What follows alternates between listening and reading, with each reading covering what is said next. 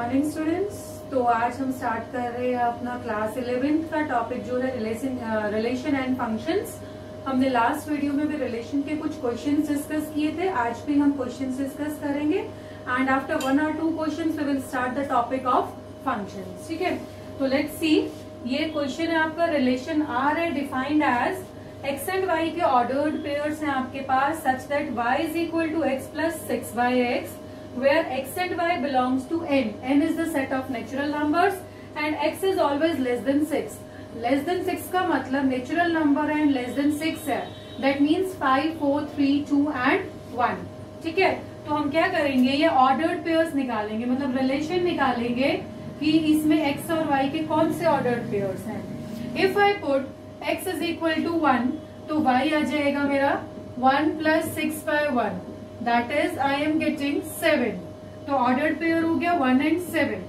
After that if I put x is equal to 2. If I am putting x equal to 2, so you will get 2 plus 6/2, that is 5. If I am putting x equal to 3, then you will get y as 3 plus 2, 5.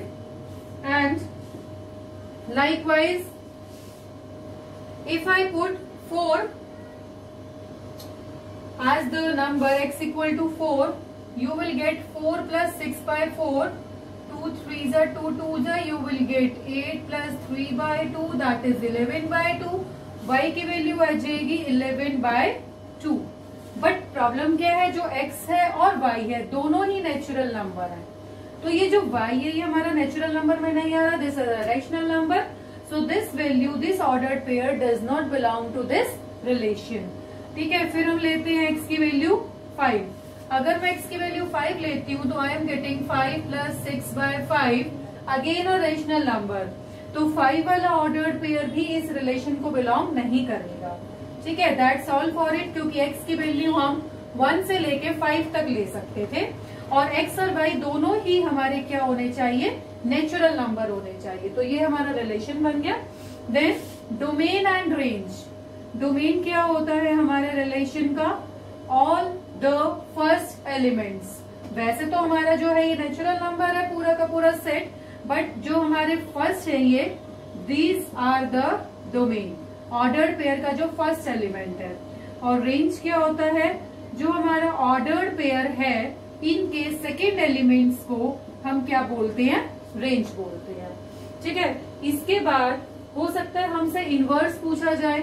Inverse क्या होएगा, just इसको उल्टा कर देंगे हम, 7 1 5 2 5 3. ठीक है, likewise ये तो आपका इनवर्स हो जाएगा and you can find the domain and range of that function. Okay, इसके बाद हम चलते हैं, एक और क्वेश्चन है आपका, let R be a relation from Q to Q. Q जो सेट होता है that is a set of rational numbers. R एक रिलेशन है क्यू से क्यू तक. ठीक है, that is joining making a link of elements of rational numbers to rational numbers defined by R having all the ordered pairs of the type AB such that AB belongs to Q set of rational numbers and A minus B, ये ध्यान से देखिए, belongs to Z लिखा हुआ है यहाँ पे. Z का मतलब A minus B जो है वो एक इंटीजर होना चाहिए. A और B जो है रेशनल नंबर हो सकते हैं, बट A माइनस B जब आएगा that should be an integer. ठीक है, तो हमें क्या प्रूव करना है, if a b belongs to R, अगर हमारा a b ordered pair R को बिलोंग करता है तो हमें प्रूव क्या करना है, this implies that b a also belongs to R. ठीक है, और हमें क्या देना, अगर ए बी आर को बिलोंग करता है, बी सी आर को बिलोंग करता है, it implies that AC belongs to R. ये हमें प्रूव करना है. वैसे एक तरह से हमने कल जो पढ़े थे ना हमारे symmetric, reflexive, symmetric and transitive, ये वही रिलेशंस हैं. This is your reflexive relation, मतलब A will belong to the relation 1 1 2 2 3 3 identity जो हमने किया था. उसके बाद होता है symmetric, this is the symmetric, अगर AB है तो BA भी होना चाहिए.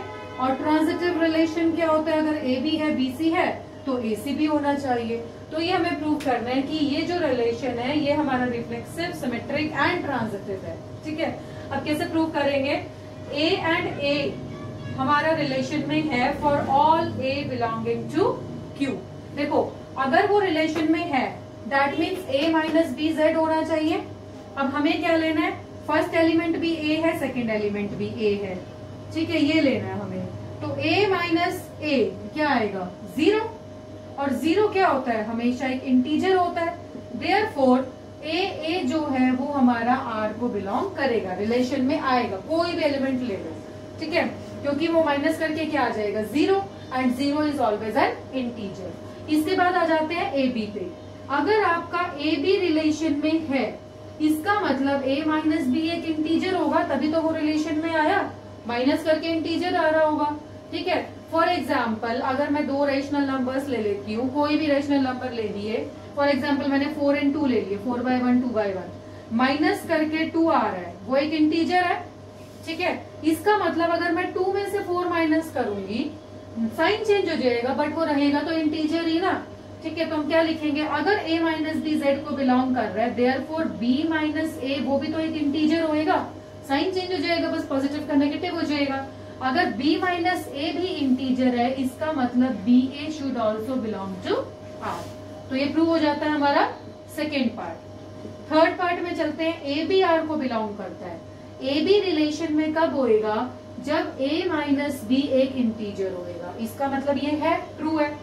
ऐसे ही बीसी जो है वो रिलेशन आर में है, अगर है तो इसका मतलब b माइनस सी भी एक इंटीजर होगा, तभी तो वो इसमें आया, ठीक है। अब मैं क्या कर रही हूँ, इनको ना ऐड कर रही हूँ। अब तुम्हें पता है कि जो इंटीजर्स को, अगर मैं दो इंटीजर को ऐड करती हूँ, एडिशन प्रॉपर्टी क्या होती है, वो क्लोज होती है इंटीजर्स के लिए, मतलब if we add two integers the result is also an integer, ठीक है। तो मैं इसको ऐड कर रही हूँ, I am getting a minus c should also belong to integer. अब अगर a माइनस सी इंटीजर में आ रहा है, therefore I can say that AC is the ordered pair which belongs to R, ठीक है। तो आई थिंक ये क्लियर हो गया होगा। एक बार दोबारा बता रही हूँ, हमारा रिलेशन क्या था, a और b हमारे रेशनल नंबर्स हैं, पर a में से b माइनस करके हमारा इंटीजर आता है, तो वो रिलेशन में आएगा। अब a और a के लिए चेक कीजिए, कोई भी दो नंबर ले लो, अगर हम उन्हें आपस में माइनस करते हैं, same number a minus A, 2 minus 2, 4 minus 4, कुछ भी 2/3 माइनस 2/3, कोई भी नंबर ले लिया रेशनल नंबर, तो क्या आएगा, 0 आएगा, और 0 इज ऑलवेज एन इंटीजर, इसीलिए ये हमारा ए रिलेशन हमेशा से इस रिलेशन में रहेगा, ठीक है। इसके बाद है, अगर ए बी रिलेशन में है, इसका मतलब a माइनस बी इंटीजर आया होगा, तभी वो रिलेशन में है। अगर a माइनस बी एक इंटीजर है, तो b माइनस ए भी एक इंटीजर होएगा, नेचुरल सी बात है, ठीक है। बस वो नेगेटिव हो जाता है, इंटीजर तो रहेगा। अब अगर b माइनस ए एक इंटीजर है, दैट मीन्स b और a भी आपके रिलेशन में है। फिर चलते हैं नेक्स्ट वाले में, अगर a और b रिलेशन में है, that means a minus b integer हुआ। b और c रिलेशन में है, इसका मतलब b माइनस सी इंटीजर हुआ, ठीक है। इनको मैं ऐड कर रही हूँ, a माइनस सी आ गया। अगर तुम्हारा दो इंटीजर्स हैं, कोई भी दो इंटीजर, उनको ऐड किया जाए तो आंसर भी एक इंटीजर होता है, इसका मतलब a माइनस सी भी एक इंटीजर हो गया। अब अगर a माइनस सी इंटीजर है, that means your AC should belong to the relation R, ठीक है। तो ये हमारा सम था, इसको इस तरह से प्रूव किया जाता है। तो हम यहाँ से कह सकते हैं कि ये जो हमारा रिलेशन है ना, ऐसे भी बोला जा सकता है कि ये रिफ्लेक्सिव है, this relation is symmetric, this relation is transitive, ठीक है। ये हमने कल इनकी डेफिनेशन एंड एक्सप्लेनेशन की थी कल वाली वीडियो में। Now moving on to the topic जो है हमारा फंक्शंस। रिलेशन के बाद आता है फंक्शन। ये जो फंक्शन होता है, this is a special type of relation. Relation से ही फंक्शन बनता है, this is just a special type of relation, ठीक है। इसमें कुछ कंडीशंस होती हैं, एक रिलेशन जब उन कंडीशंस को फुलफिल करेगा तो आपका वो फंक्शन कहलाएगा, ठीक है। रिलेशन तो सारे होते हैं, आपने पढ़े हैं, बस इधर से उधर मैपिंग होती है।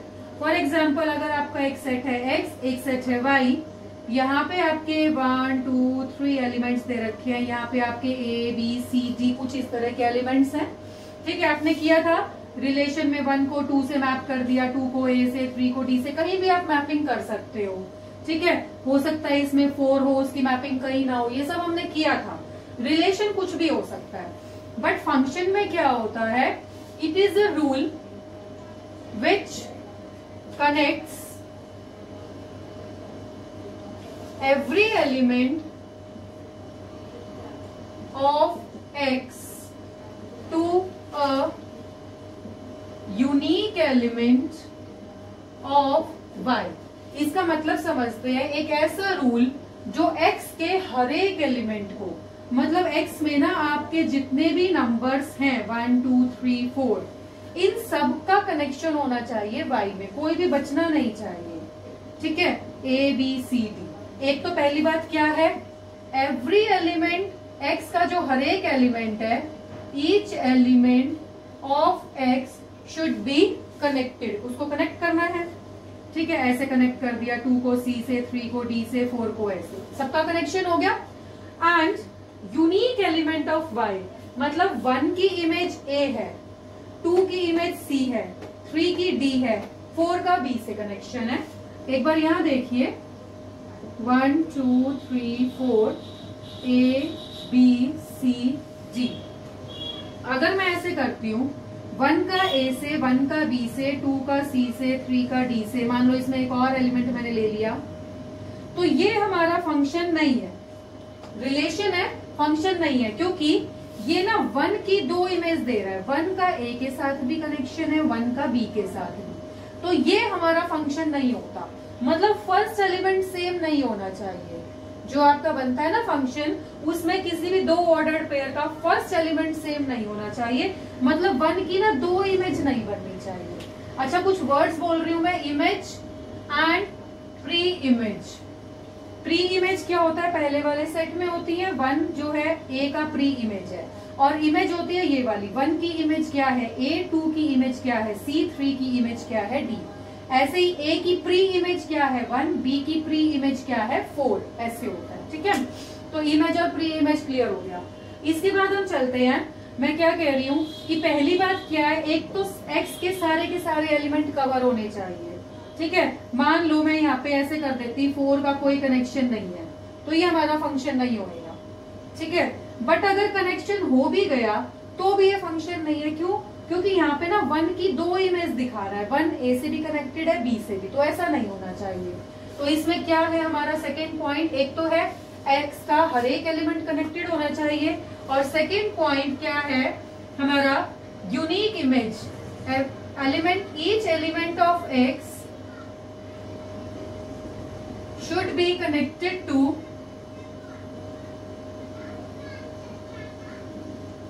unique element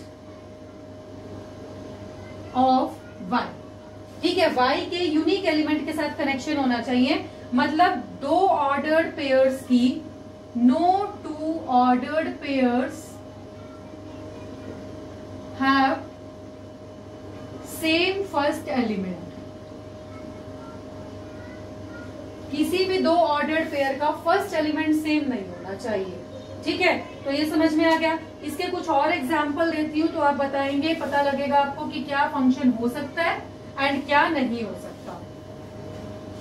तो हम करते हैं, फॉर एग्जाम्पल ये X है, ये Y है, 1 2 3 A B C D।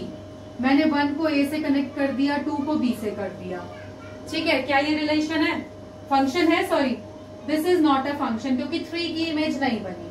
ठीक है, एक बार और लेते हैं, X Y 1 2 3 A B C D, 1 की इमेज A, 2 की C, 3 की B। क्या ये है? यस, ये है। देखो यहाँ पे D बचना कोई प्रॉब्लम नहीं है, यहाँ कोई एलिमेंट नहीं बचना चाहिए। ठीक है, इसके बाद एक और लेते हैं, अगर यहाँ आपका 1 2 3, here you have A, B, C and D, 1 का रिलेशन A से, 1 का B से, 2 का C से, 3 का D से। क्या ये फंक्शन है? नो नहीं, this is not a function.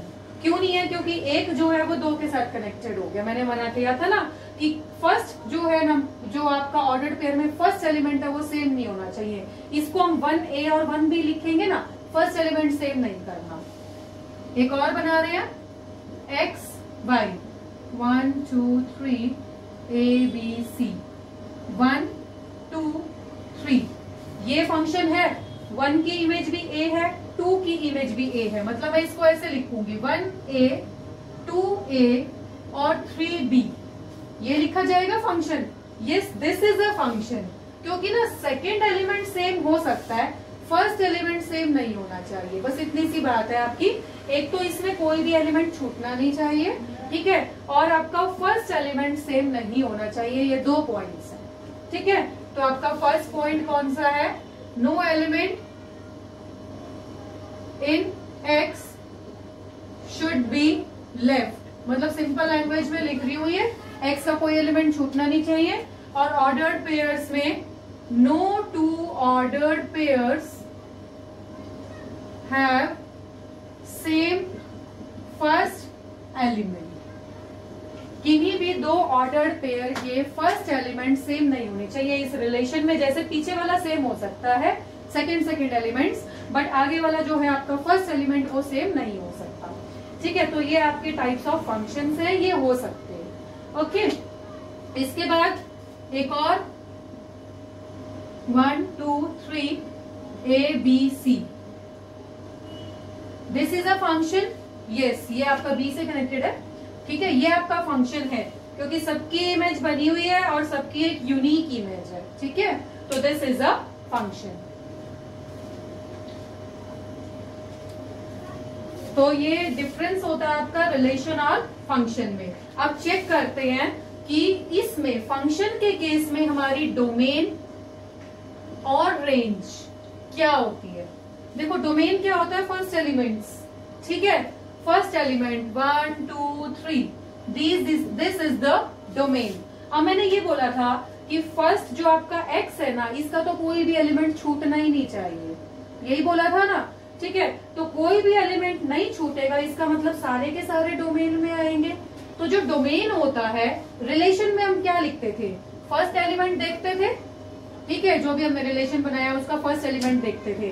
But मैंने अब ये कह दिया कि इन सब की इमेज मिलेगी, कोई भी नहीं छूटेगा। इसका मतलब 1 का भी मिलेगा, 2 का भी, 3 का भी, जितने भी हैं एक्स में उन सब की इमेज मिलेगी। इसका मतलब डोमेन तो आपका पूरा का पूरा एक्स हो जाएगा, ठीक है। इसके बाद आती है रेंज। रेंज सेम है, जो आपका रिलेशन में है, मतलब सेकेंड एलिमेंट्स ए और बी, ठीक है, सिर्फ जो इमेज बन रही है वही आपके रेंज में आएंगे, ओनली द सेकेंड एलिमेंट्स, ठीक है। इतना ये तो सेम है, आपका रेंज वही है, जिसका कनेक्शन हुआ है, जो भी सेकेंड एलिमेंट्स हैं वो आपकी रेंज में आएंगे। फॉर एग्जाम्पल यहाँ ए और बी आपकी रेंज है, ठीक है। इसी में लिख रही हूँ, डोमेन है आपका 1 2 3 और रेंज है आपका ए और बी। उसके बाद होता है को डोमेन।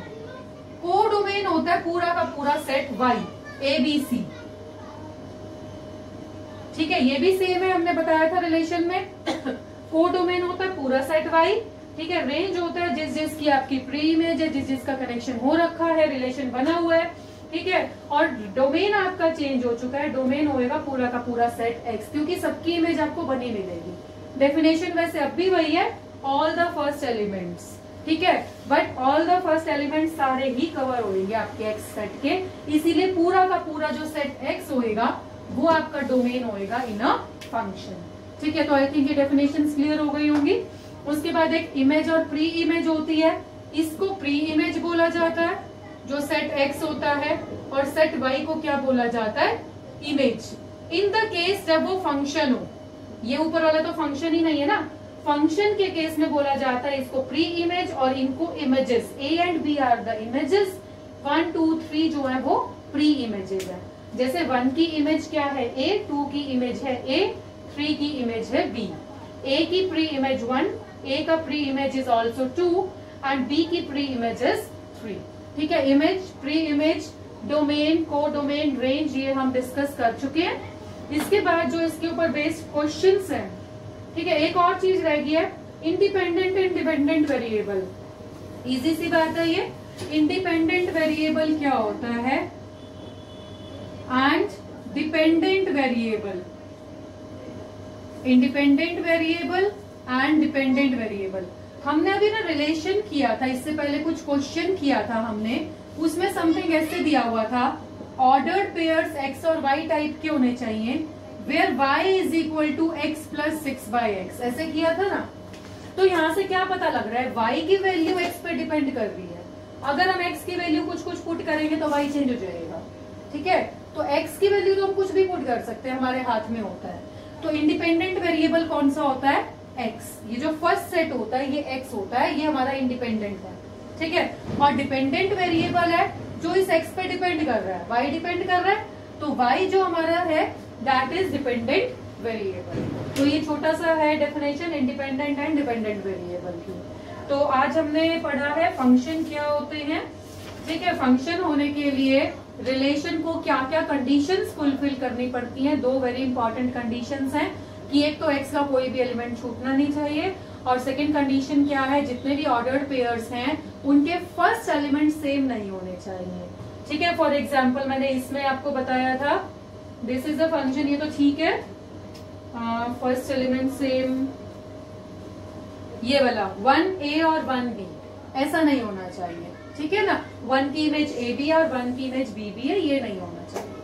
तो this completes the lecture for today. बाकी इसके ऊपर फंक्शंस के जो क्वेश्चंस हैं एंड टाइप्स ऑफ फंक्शंस वो हम नेक्स्ट वीडियो में डिस्कस करेंगे।